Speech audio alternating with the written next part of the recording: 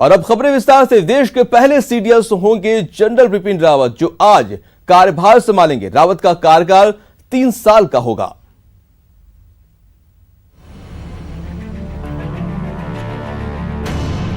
सेना प्रमुख जनरल बिपिन रावत देश के पहले चीफ ऑफ डिफेंस स्टाफ यानी सीडीएस होंगे। पीएम नरेंद्र मोदी ने इस साल 15 अगस्त को इस पद का ऐलान किया था, जिसके बाद से ही सीडीएस के लिए जनरल रावत का नाम सबसे आगे चल रहा था। आज हमने निर्णय किया है कि अब हम chief of defence staff CDS इसकी व्यवस्था करेंगे और इस पद के गठन के बाद तीनों सेनाओं के शीर्ष स्तर पर एक प्रभावी नेतृत्व मिलेगा। हिंदुस्तान के सामरिक दुनिया की गति में ये सीडीएस एक बहुत अहम और रिफॉर्म करने का जो हमारा सपना है उसके लिए बल देने वाला काम है। इससे पहले कि सीडीएस के बारे में बताएं, सेना अध्यक्ष बिपिन रावत के बारे में जान लीजिए। बिपिन रावत 1978 में सेना में कमीशन्ड ऑफिसर बने। 31 दिसंबर 2016 से बिपिन रावत थल सेना प्रमुख हैं। पूर्वी सेक्टर में एलएसी, कश्मीर घाटी और पूर्वोत्तर में उन्हें काम करने का अनुभव है। आइए अब सीडीएस के काम और उसके मकसद के बारे में जान लीजिए। सीडीएस सरकार के प्रधान सैन्य सलाहकार होंगे। तीनों सैन्य प्रमुखों की समिति के वो अस्थायी अध्यक्ष होंगे। सरकार और सैन्य बलों के बीच संपर्क सेतु का काम करेंगे सीडीएस। रक्षा क्षेत्र के वित्तीय मामलों में सलाह देने की भी इनकी जिम्मेदारी होगी। अब सीडीएस के फायदे के बारे में भी जान लीजिए। सीडीएस से तीनों सेनाओं के बीच समन्वय मजबूत होगा और सैन्य ऑपरेशन की स्थिति में रणनीति पर तेजी से अमल हो सकेगा।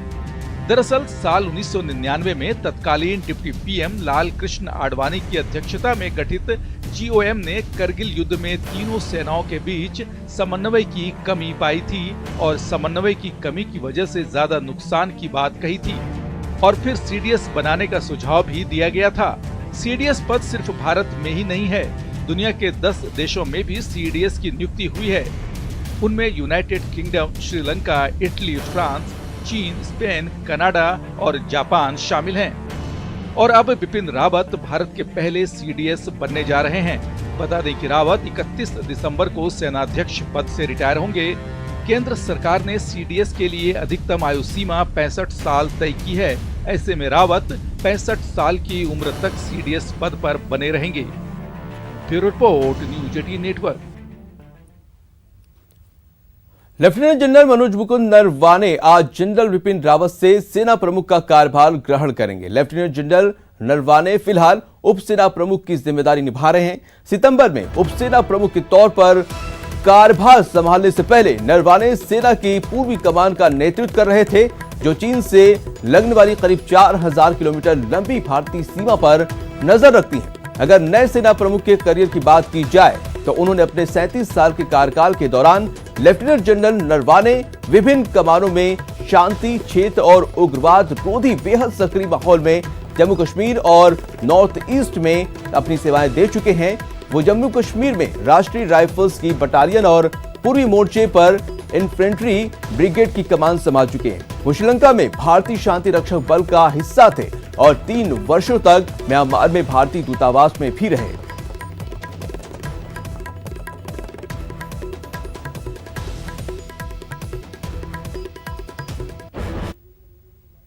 और बढ़ते अगली खबर पर। कोटा के अस्पताल में बच्चों की मौत का मामला बीजेपी ने जांच के लिए गठित कर दी है। सांसदों की प्रतिनिधिमंडल आज उसका दौरा करेगा जे के लोन अस्पताल का। और आपको बता दें कि इस दौरे के दौरान 3 दिन बाद बीजेपी के कार्यकारी अध्यक्ष जेपी नड्डा को रिपोर्ट सौंपेगी। सांसद जसकौर मीणा, कांता करदम, लॉकेट चटर्जी और भारती पवार इसमें शामिल हैं। बीजेपी के जो सांसदों की प्रतिनिधिमंडल है, इनमें ये 4 नाम हैं जो इसमें शामिल है और जे के लोन अस्पताल का दौरा करेंगे और उसकी जो रिपोर्ट है वो तैयार करके वो फिर बीजेपी के जो कार्यकारी अध्यक्ष हैं उनको सौंपेंगे। तो कोटा के अस्पताल में बच्चों की मौत का जो मामला है वो अब सियासी रंग पूरी तरह से ले चुका है और अब बीजेपी के सांसद कोटा के जे के लोन अस्पताल का दौरा करेंगे और बच्चों की मौत के मामले में वो जानकारी हासिल करके अपनी एक रिपोर्ट तैयार करेंगे।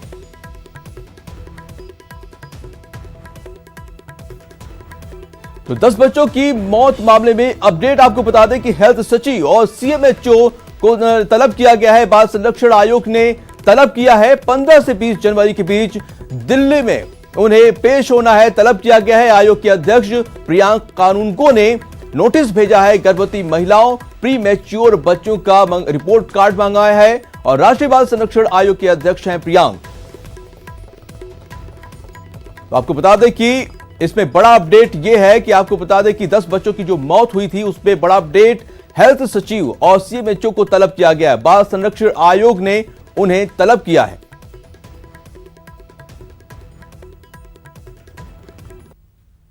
ब्रेक के बाद आपका स्वागत है। चलिए अब बात करते हैं सर्दी के सितम के। जी हां, मरुद्रा में ठंड ने लोगों की धुचरी छुटा दी है। साथ ही घने कोहरे ने आम जनजीवन को जो है परेशानी में डाल दिया है। वहीं मौसम विभाग ने चेतावनी दी है कि आने वाले दिनों में पारा और लुढ़केगा।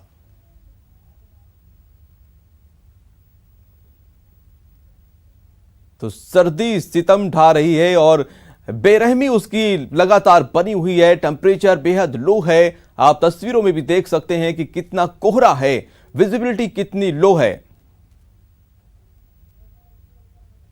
प्रदेश में कड़ाके की सर्दी का दौर है, लेकिन जिंदगी भी अपनी रफ्तार से चल रही है। मेहनतकश जो तबका है वो अपने काम को बखूबी इस कड़ाके की सर्दी के बावजूद अंजाम दे रहा है। इस वक्त हम जयपुर में जो है गोपालपुरा बाईपास पे हैं और आप देख सकते हैं किस तरीके से रात गहरा गई है, लेकिन बावजूद इसके जो सफाई कर्मी हैं नगर निगम के, वो अपने काम को बखूबी अंजाम दे रहे हैं। कड़ाके की सर्दी के बावजूद ये लोग जो हैं वो देर रात में सफाई कर रहे हैं और रात के तकरीबन 12:30 बजने को है और ये लोग जो हैं अपने काम को बखूबी अंजाम दे रहे हैं ताकि लोगों को जो है वो सुबह जब वो उठें तो अपने शहर की सड़कें, अपने शहर की गलियां वो पूरी तरीके से साफ मिले। हम इन लोगों से ही बात करते हैं। नहीं, सर्दी वाली तो जो सर्दी तो है जो पड़ रही है, कोई दिक्कत नहीं है। देश की सेवा कर रहे हैं, हमें खुशी हो रही है इस बात की। हमारे देश के फौजी वहाँ पड़े हुए हैं बॉर्डर पे, दिन रात वो वहीं रहते हैं अपने परिवार फैमिली को छोड़ के देश की सेवा में। तो हमें भी सौभाग्य मिला हुआ है कि देश की सेवा हम किस तरीके से कर सकते हैं। लेकिन सर्दी सताती होगी तो बचाव किस तरीके से करते हैं सर्दी से? सर्दी का बचाव का तो यही है कि सर गर्म कपड़े पहन के आते हैं, मफलर डाला हुआ है, दस्ताने वगैरह जो है वो पहन के आते हैं। आप बताइए सर्दी की वजह से किस तरह की परेशानियां आ रही है? ये जो सफाई कर्मी लगते हैं पूरी रात में, कितने सफाई कर्मी इस इलाके में लगे हुए हैं, किस तरह की परेशानियां आ रही है? जी, अपने मानसरोवर जोन के अंदर तकरीबन 11 वार्ड्स हैं, तो सभी वार्डों के अंदर अलग अलग संख्या है कर्मचारियों की। अपने वार्ड नंबर 43 में भी 4 लोग लगे हुए हैं। दिक्कतें तो सिर्फ यही है कि जब आते हैं तो काफ़ी भीड़ भाड़ होती है और रात को जाते हैं तो काफ़ी ठंड का माहौल हो जाता है। अब बस यही है कि रात के समय में जब हम जाते हैं तो रोड सुनसान होते हैं, सर्दियाँ ज़्यादा होती हैं। संसाधन वैसे निगम की तरफ से सभी हैं और बस ड्यूटी है तो कर रहे हैं। कैमरामैन भवानी सिंह के साथ दिनेश शर्मा, न्यूज़ 18 जयपुर। सर्दी का सितम जारी है। रात का करीब 1 बजने को है और मजदूर जो हैं वो काम में लगे हुए हैं। हम इस वक्त जयपुर में 22 गोदाम सर्किल पर मौजूद है और यहाँ पर एलिवेटेड रोड का काम जो है वो चल रहा है और मजदूर जो है दिन रात इसमें काम में जुटे हुए हैं। कड़ाके की सर्दी के बावजूद आप देख सकते हैं किस तरीके से मजदूर अपनी काम को बखूबी अंजाम दे रहे हैं और दिन रात ये काम चल रहा है ताकि लोगों को जल्द से जल्द राहत मिल पाए। ट्रैफिक की जो समस्या रहती है उससे जल्द लोगों को निजात मिले, इसलिए दिन रात काम चल रहा है। सर्दी से बचाव के जो है वो पर्याप्त इंतजाम नहीं है। जैसे ही किसी मजदूर को रेस्ट मिलता है बीच में तो वो जाकर अलाव जलाकर जो है अपने हाथ सेक कर सर्दी से बचाव की जुगत करता है। इस तरीके से जो है वो यहाँ पर लोगों को राहत देने की कवायद चल रही। अरे सर्दी इतना है कि पूछिए मत, हद से ज़्यादा। हाँ, तो बहुत परेशानी होती होगी जी। कैसे फिर बचाव करते हैं सर्दी से? अरे अपना कूल जैकेट, हेलमेट, टोपी वोपी सब पहन के आते हैं। हाँ। तो कितने बजे तक काम करते हैं यहाँ पर? ओ कभी 4 घंटा, कभी नाइट में 5 घंटा भी हो जाता है। हाँ। तो क्यों दिन में नहीं हो सकता ये काम पूरा, रात में क्यों करते हैं? हम लोग का काम ही ऐसा कि रात में भी होता है और दिन में भी होता है। कितने मजदूर लगे हुए हैं इसमें? इसमें लगते हैं वही 10-12। टेम्परेचर लगातार नीचे जा रहा है, तकरीबन 1.4 डिग्री जो है वो न्यूनतम तापमान जयपुर का बना हुआ है। और इस कड़ाके की सर्दी में भी मजदूर वर्ग जो है वो लगातार अपने काम को बखूबी अंजाम दे रहा है, ताकि शहरवासियों को जल्द से जल्द राहत मिले और ये एलिवेटेड का काम जल्द से जल्द पूरा हो, ताकि ट्रैफिक की जो समस्या रहती है उससे शहरवासियों को निजात मिले। कैमरामैन भवानी सिंह के साथ दिनेश शर्मा, न्यूज़ 18 जयपुर। तो सर्दी लगातार सितम ढा रही है, लोग परेशान हैं, बेहाल हैं, तमाम बचाव के उपाय भी कर रहे हैं। और ज़्यादा जानकारी के हमारे साथ जुड़ चुके हैं सौरभ गृहस्थी, जयपुर से जुड़ चुके हैं, और शरद टाक हमारे साथ सिरोही से जुड़े हैं। सीधे उन्हीं के पास चलते हैं और जानने की कोशिश करते हैं। सबसे पहले चलते हैं सौरभ के पास, जयपुर का हाल जानते हैं। सौरभ, आज 31 दिसंबर है, यानी कि साल का आखिरी दिन, यानी कि नए साल के इंतजार में लोग काफ़ी उत्साहित होंगे। तो एक तरफ से टेम्परेचर बेहद लो जा रहा है, तो कितना लोगों में जो उनका उत्साह हाई दिख रहा है?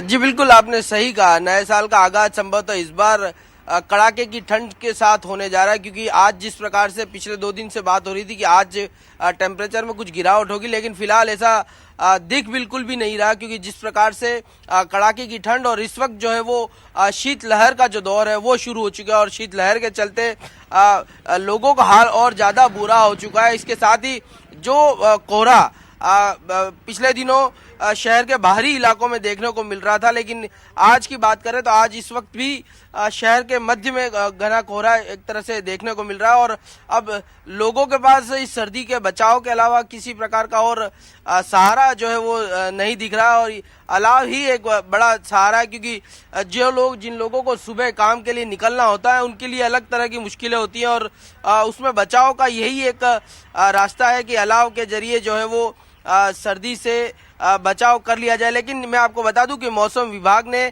आज कई जिलों में जो है वो रेड अलर्ट जारी किया है। श्री गंगानगर, हनुमानगढ़, बीकानेर में जो है वो आज इस सीजन का सबसे कोल्ड डे रहने का अलर्ट जो है वो मौसम विभाग ने जारी किया है। इसके अलावा कुछ इलाकों में हल्की बारिश की भी आसार जो है वो मौसम विभाग ने जताए। तो जिस प्रकार की ठंड इस बार पड़ रही है उत्तर भारत में, जो बर्फबारी हुई उसका सीधा असर राजस्थान के उत्तरी भूभाग में देखने को मिल रहा है, और उत्तरी भूभाग में खासतौर पर जयपुर, अलवर, हनुमानगढ़, श्रीगंगानगर, झुंझुनू, इन इलाकों में जी सौरभ, हमारे साथ शरद टाक भी मौजूद हैं, सिरोही से जुड़े हुए हैं। शरद टाक, मौसम विभाग अभी बता रहा है कि राहत मिलने वाली नहीं है, वहां पे किस तरह की स्थिति नजर आ रही है?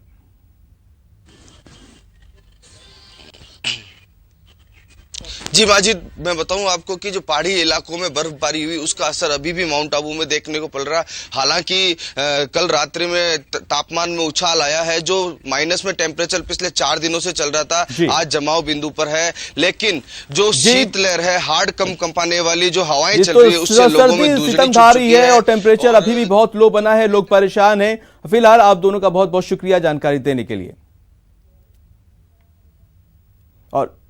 और बढ़ते अगली खबर पर और बात करते हैं टिड्डी टेरर पर गहलोत स्ट्राइक की। जी हां, अशोक गहलोत ने टिड्डियों के प्रभावित 3 जिलों का जायजा लिया, किसानों से मिले, उनका दर्द समझा, अधिकारियों संग मंथन किया और भी अन्नदाताओं को जो है ठोस भरोसा दिया।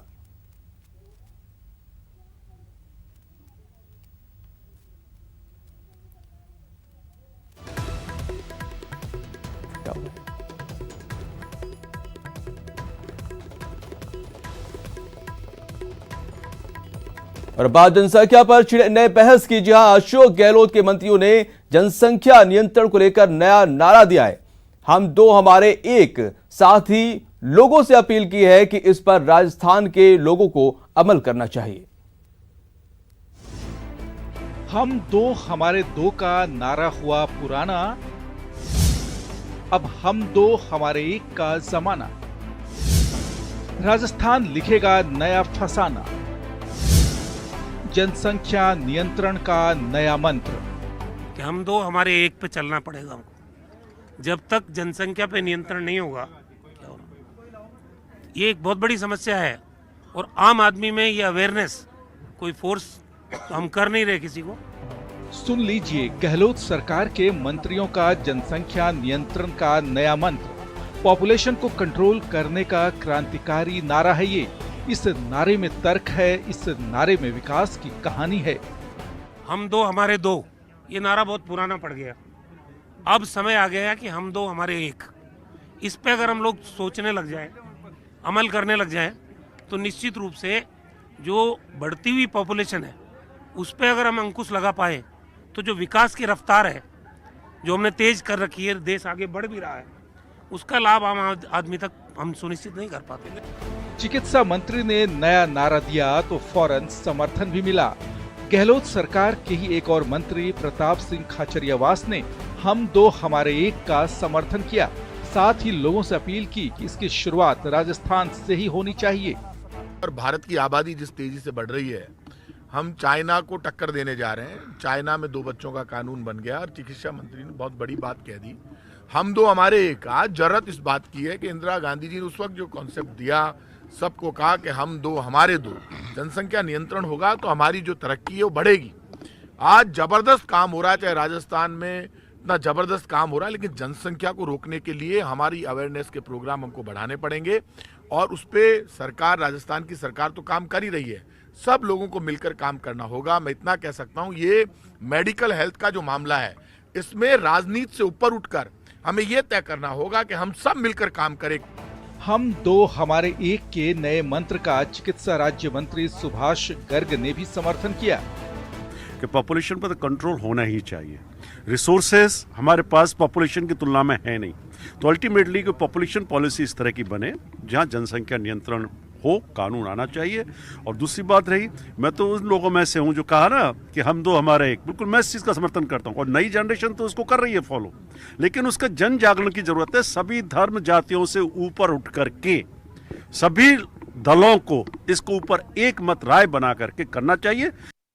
यही नहीं, रघु शर्मा ने नरेंद्र मोदी को चैलेंज करते हुए कहा कि जनसंख्या नियंत्रण पर मोदी सरकार को कानून बनाना चाहिए। अभी कानून तो आने दो, पहले ये हिम्मत तो दिखाए नरेंद्र मोदी जी। तो कानून अगर आता है तो उसके बाद ही तो विचार करेगा कोई आदमी। भारत समेत दुनिया भर में तेजी से बढ़ रही जनसंख्या ने चिंता बढ़ा दी है। दरअसल आबादी के लिहाज से भारत विश्व में दूसरे स्थान पर है। पहले स्थान पर चीन और तीसरे पर अमेरिका है। फिलहाल भारत की जनसंख्या 1.3 अरब है और चीन की 1.4 अरब। मोटे तौर पर दुनिया में हर साल 8.3 करोड़ की आबादी बढ़ रही है, जबकि अनाज उत्पादन में तेजी से गिरावट दर्ज की जा रही है। साल 2030 तक दुनिया की आबादी 8.6 अरब की हो जाएगी और 2050 तक ये संख्या 9.8 अरब की हो जाएगी। इतना ही नहीं, साल 2050 तक 60 या इससे ज्यादा उम्र के लोगों की संख्या भी दोगुनी से ज्यादा हो जाएगी।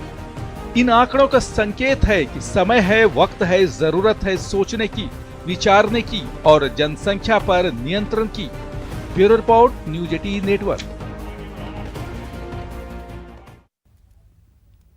इसी के साथ इस बुलेटिन में इतना ही। नमस्कार।